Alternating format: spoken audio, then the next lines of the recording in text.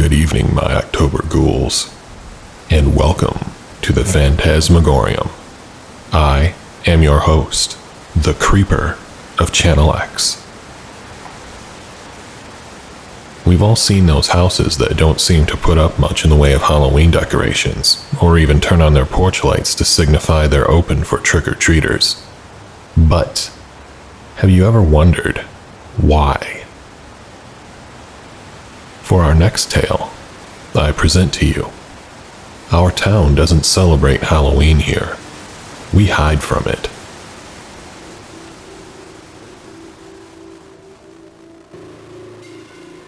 Peter, grab the locks from the garage, and hurry, we only have 2 hours left. I came back to Earth rather quickly and hustled toward the garage. That's when I heard a loud gunshot a few blocks away. I walked down the steps and flipped the light switch on in the garage. While I reached out for the locks, that's when it hit me. Tonight was Hallows' Eve. You see, our town every year has a tradition. I'd call it more a curse, but that's beside the point. Every single year on Halloween, something enters our town and takes 6 children for every 6 blocks. 3 boys, 3 girls. There's no way to stop the curse except to avoid it at all costs. Lock your doors, board up your windows because this thing isn't human. That's all we know, simply because we've never had anyone who lives to tell us the tale of what truly is out there. I noticed these strange things happening around Halloween when I was 12 years young. I was laying down, trying to fall asleep. Couldn't have been more than an hour until I heard the yelling coming from my parents. While I was sitting in my bed trying to make out what they were arguing about, my dog creaked open the door. I saw my dog walk down the steps, and suddenly, their voices became clear. I heard my mother say, Michael, we can't be here tomorrow. It's happening. Don't you remember? My dad retorted, Of course I do, Linda. You don't think I'd send him to Jim's? Obviously I would, but no. Someone had to book a last-minute vacation and never thought to tell a damn soul. Not even their goddamn brother. Jim? Uncle Jim. He was talking about how every year I go to my cousin's for Halloween. My mother responded calmingly. It's going to be okay, Michael. There's always a solution. Peter and I will go down to the storm shelter tomorrow night. You'll stay up here and watch over the house. He'll be inside. There's no need to worry. I started to slowly inch my way toward the stairs when I heard a knock on the door. Father spoke loudly. Who is it? He started to walk toward the door when another 3 knocks banged loudly against my door. I heard a man speak behind the front door. Deputy Sheriff's Department, anyone home? As I glanced around the wall, I saw a tall man with a shiny badge standing at the door. He spoke. How's it going tonight?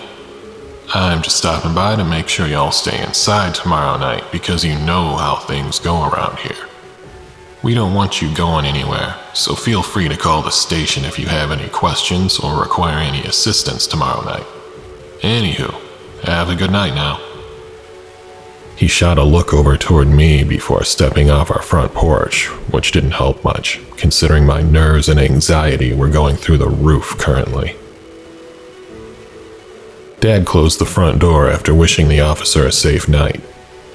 Tomorrow would be my very first Halloween in this little town since Kyle and Garrett are in the Bahamas. Like I mentioned earlier, I spend Halloween with my cousins every year, who only live a few hours south from here. I love when I would go there because they lived in a full candy bar type neighborhood.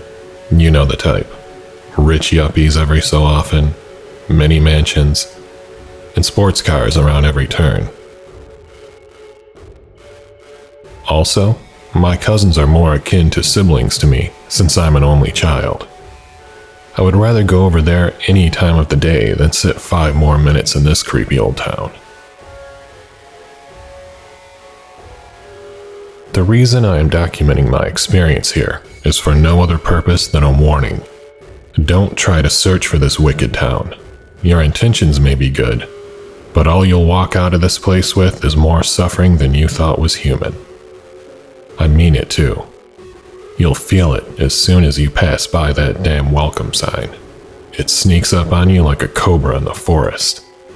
You feel it crawl up your body and sink into your chest.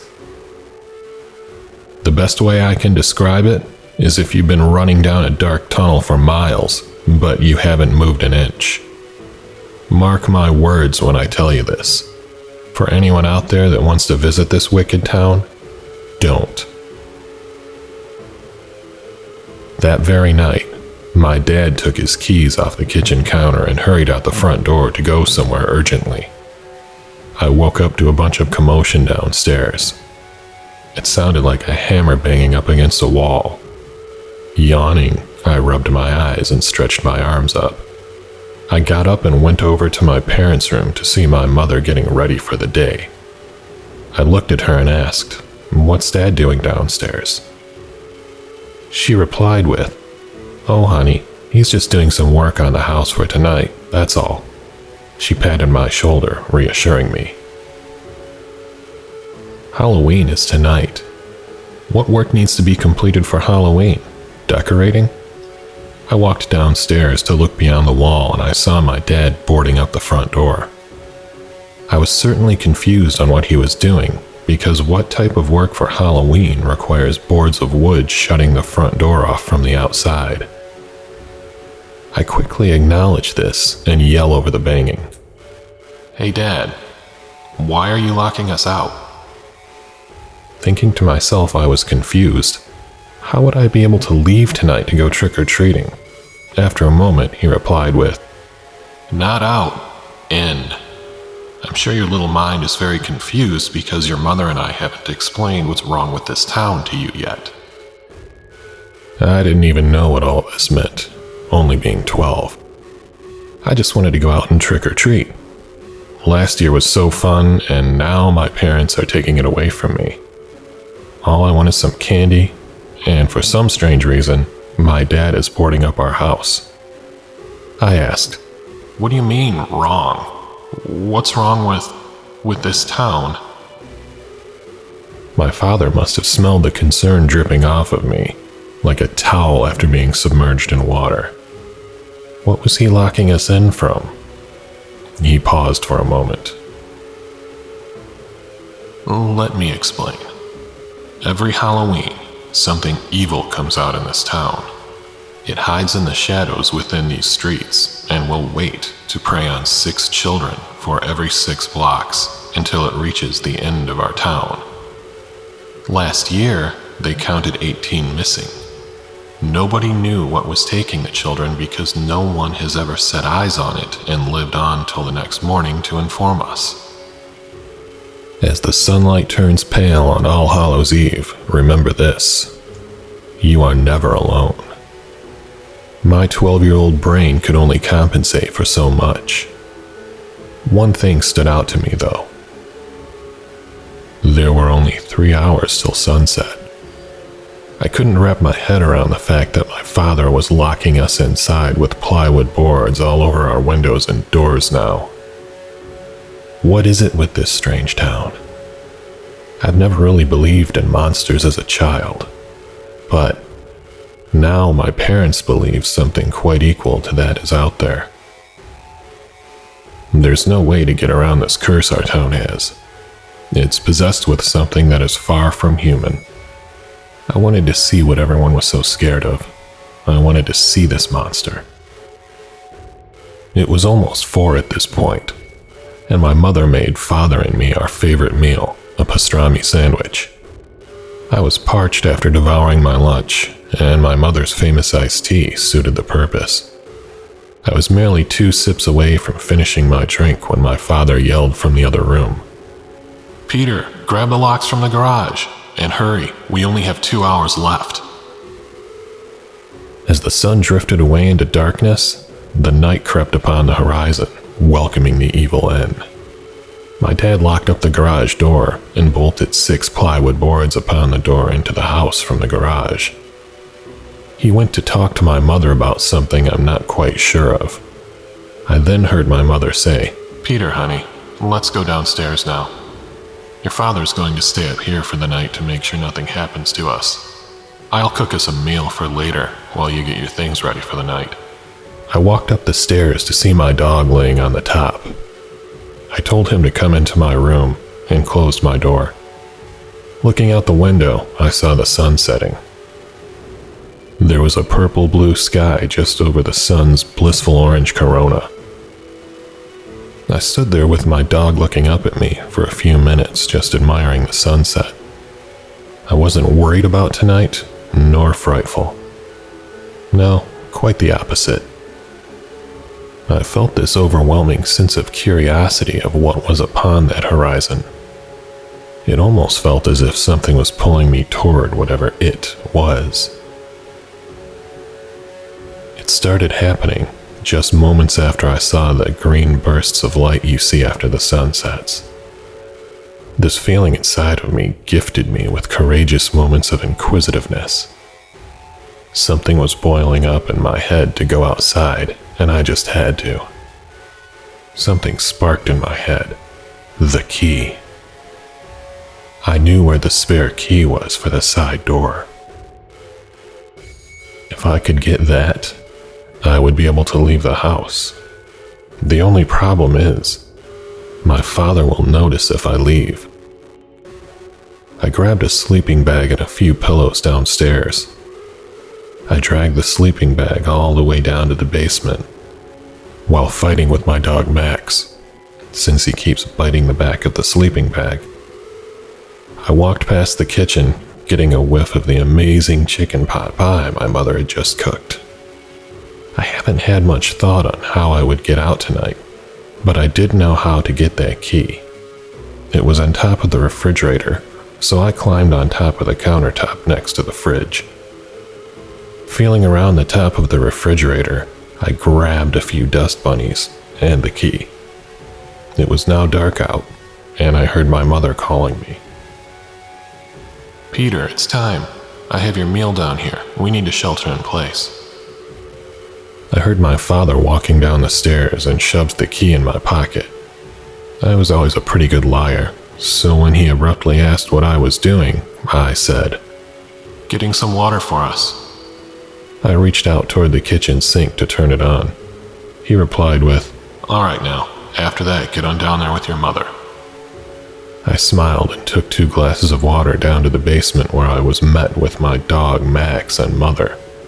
I handed her a glass of water and said, "I'm pretty hungry after smelling those remnants in the kitchen you left."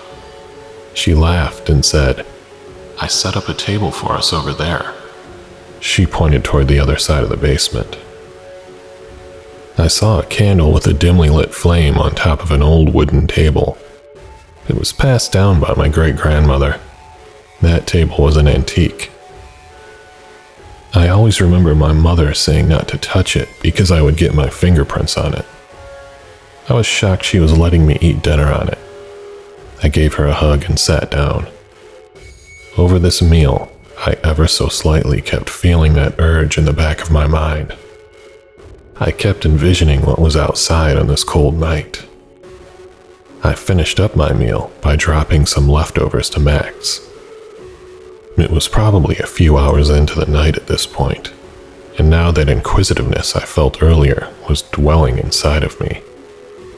It was like the anticipation a child has to wake their parents up on Christmas morning. I told myself that this feeling must be acted on. I wanted to be rebellious and be the first to figure out what this creature was. I developed a plan in my head. I asked my mother, "Hey Mom, I need to go to the bathroom. Can I go upstairs?" She glanced over toward me and debated for a minute. "Yes, please hurry though," gesturing for me to go. I got up from my seat and walked up the creaky stairs. I unlocked the basement door to the main floor. My dad was sitting over near the front door overlooking the front yard. He was peeking out the blinds when he noticed me. "Boy, what are you doing up here?" He yelled. I need to go to the bathroom. Mom told me to tell you she needs to use the phone." "Okay, just give me a minute. I'll be right back." He got up from his seat and walked toward the basement door. This was my one shot to get out. I ran toward the side door to the house and unbolted the 6 door locks and took the key from my pocket to insert into the keyhole. I turned it, and a stimulating sense of adrenaline shot through my veins as I stepped foot outside into the night. I was running down the street, rotating my head to see both sides of the road, with houses boarded up like some ghost town. That's when I heard it for the first time. It was this piercing tone that pulsates its way through your body. I felt the hairs on my body rise as I keened in on where the sound was coming from. It was in the direction of my school. I wanted to stay hidden, so I took a longer way which took me on the park path. It would take 15 minutes to walk to the school from the way I was taking, and I was 5 minutes away when I had my first encounter with that thing. I heard it snickering, sending a sudden jolt of terror-induced goosebumps. I got low to the ground. I heard it a few hundred yards to the right of me.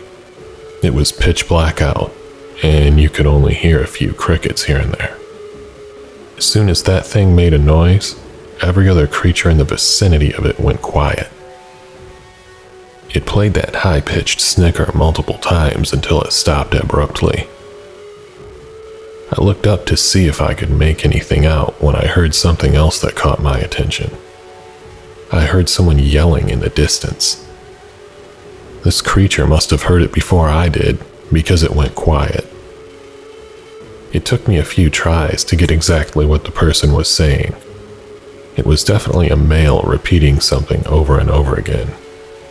Oh no, it was my father. My father called out to me, "Peter, come home. Peter, come out." He was on the opposite path to the school, which was on the main road a few blocks from my house. There was a little forest in between us currently, but if I get to the school, it wraps around. I also knew if I yelled out, this thing would find me. I got up and started to run. I was only 5 minutes away, and if I ran, I could make it in 3. My plan was to get inside the school, take a shortcut, exit the school, and reconnect with my dad. As the wind rushed past my face while I ran, I saw something out of the corner of my eye. It was in the field to the right of me, not even 15 feet away. I saw this thing hunched over, just peeking its muscular neck out for me to see its black eyes glisten in the moonlight. That's all I needed to see for my legs to move just a little faster. I could see the school in my view at this point, so I turned back to see if I was being chased. Nothing but the blank pit of darkness which consumed the night. The door was locked from the inside, and I needed a plan B. I looked around, but my hearing is what helped me that night. I heard my dad yell to the right of the building, so I headed that way. Right before I turned the corner to meet my dad, I heard that high-pitched tone that chilled you down to the bone. I felt some evil upon us, and I turned the corner to see my dad staring behind me. I looked at him with confusion, and that's when I sensed something behind me. We all were in the middle of the courtyard, and I asked, "Dad, I'm scared. What should I do?" He put his arm out and gestured a down motion for me to get to the ground. I understood this immediately and did what I was told. I got down on all fours and laid on the ground. That's when I heard it. "This boy is righteously mine. I shall take him back to my home. Its tongue slithered in a way that lisped its words. It sounded almost like a snake, but humanoid.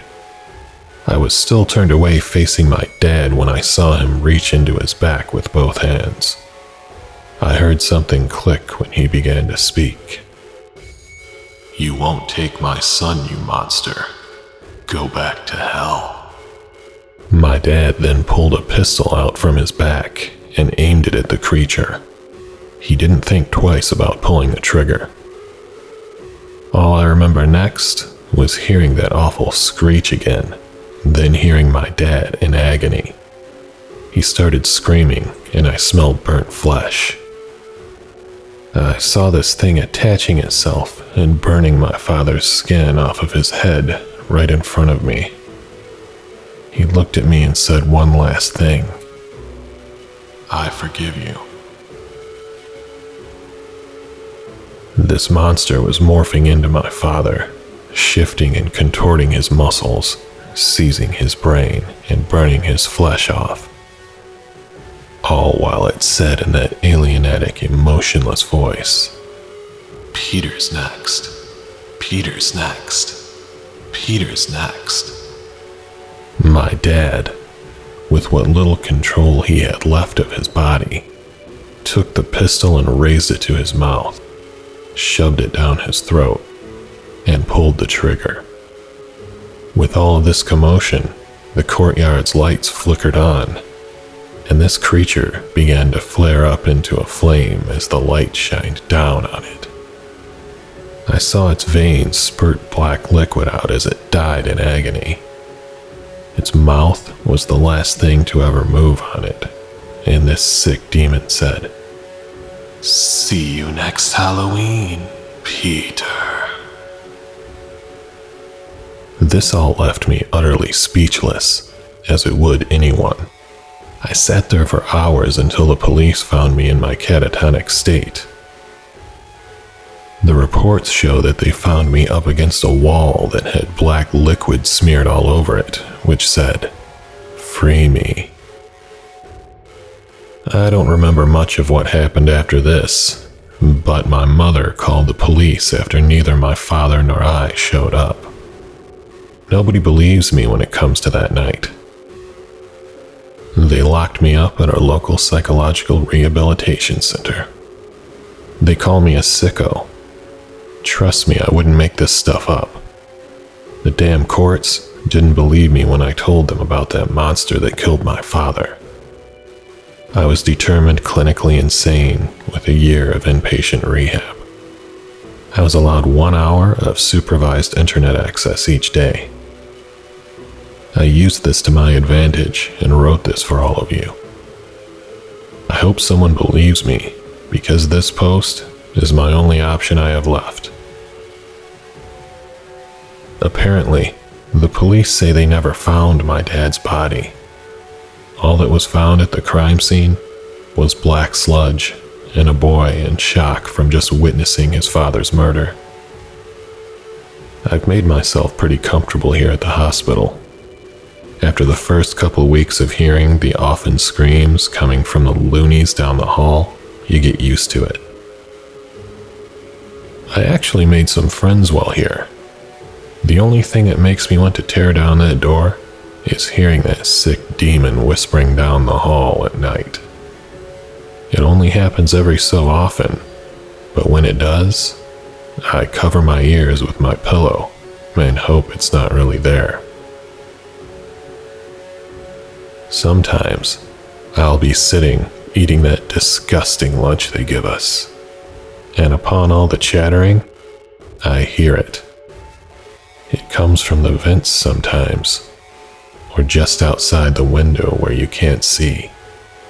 Sometimes, I even think I see him when I'm really drowsy after all the meds they give us here. He just sits there at the end of my hall, just waiting for me. I was sentenced to a full year the day after Halloween. Today marks the first day of October, which means he'll be back. I have to get out of here, or I'll be killed just like my father was. Maybe I just should have remained hidden.